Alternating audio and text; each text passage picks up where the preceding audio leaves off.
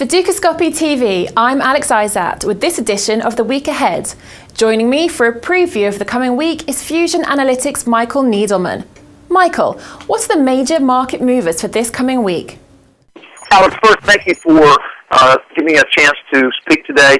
In regards to the market this week, first, domestically it is a shortened week from the standpoint of a holiday, and typically that suggests that there's going to be lower volume from the standpoint of just trading, and volume has not been that robust over the last almost 2.5, 3 years.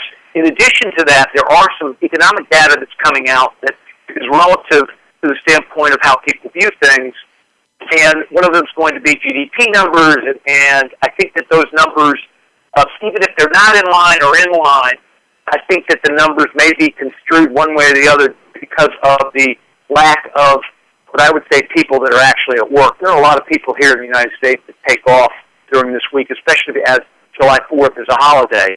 We do think that the overall numbers from the standpoint of at least the U.S. GDP is showing signs of what I would call relative improvement. Not dramatic improvement, but relative improvement. And for us, that is very important because when you see a number that comes across, what we see is that's just a snapshot. And what we try to do is try to look at multiple data points to see where that mosaic kind of is taking us. And what we're seeing is a slow recovery in the overall growth as far as the domestic economy here in the United States. As it is a shortened week, is the dollar likely to drop? The U.S. dollar this last week actually was at a low this last week for the last 6 months, I believe. And to answer your question specifically, we do think that the dollar is probably going to head a little lower this week. To answer your question specifically, in regards to how the market takes that, I think that the market has been taking the lower dollar in a positive stance, at least what we've watched over the last, call it, 3 months, because the dollar has drifted lower. And what we're seeing is a positive response to that. And finally, Michael, what is the commodity that's on everybody's mind?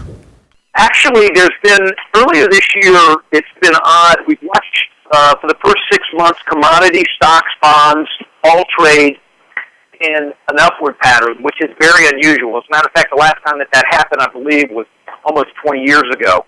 Having said that, commodities over the last couple of months, and we're speaking of grains, they've actually started to fall a little bit. Corn has fallen down, has come off a high. Wheat has come off. Certain commodities have also stayed strong. So in terms of commodities, I think overall, I think that they'll probably be somewhat in the same market, but grains have started to fall off. Obviously, or I shouldn't say obviously, crude clearly has gone up. Some of that is obviously from the fears of the Middle East and what's happening in Iraq, potential aspect of not only further unrest, but and in addition to what's happening in Iraq, but you also have what's happening in the Ukraine from the standpoint of the pipeline is concerned, which I think goosed the premium as far as crude is concerned. But I don't think that commodities are going to show one big move sometime this week from the standpoint of something negatively happening to commodities. Thank you, Michael. For more in-depth analysis of what's making the financial news this week, be sure to check in with Dukascopy TV. Goodbye for now.